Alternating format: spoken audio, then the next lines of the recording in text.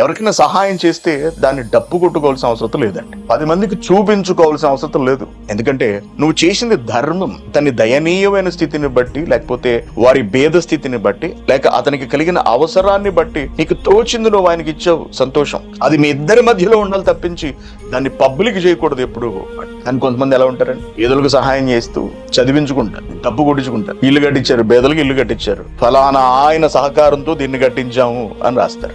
ఎందుకు 10 మంది నువ్వు కొనియాడబడాలి? నీ మనసు మంచిది, చాలా బాగుంది, నువ్వు చేసింది మంచి పని, చాలా సంతోషం. అది ఒక బీదవాడికి నువ్వు ఒక చిన్న ఇల్లు కట్టించి పెట్టావు. నువ్వు కోట్లు ఏం పెట్టలేదు.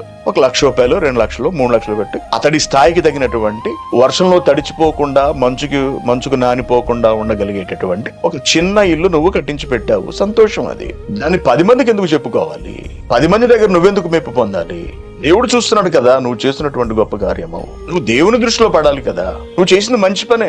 ఎందుకు ఇలా 10 మందికి కనబరుచుకుని దేవుడి దగ్గర నీ విలువ పాడు చేసుకోవటం? నువ్వు ఫలానా వాడికి సహాయం చేశావు అని డప్పు కొట్టుకోవడం వల్ల నువ్వు ఎదుటివాడి పరిస్థితిని చులకన చేస్తున్నావు కదా, వాళ్ళని గేలు చేస్తున్నట్టు కదా. కనుక మీరు ఏవైనా ధర్మ కార్యాలు చేస్తే, ఎవరికన్నా ఉపకారం చేస్తే, ఎవరికన్నా మేలు చేస్తే, మీ చెయ్యి చాపితే డప్పు కొట్టుకోకండి, బోర్లు ఊదించుకోకండి.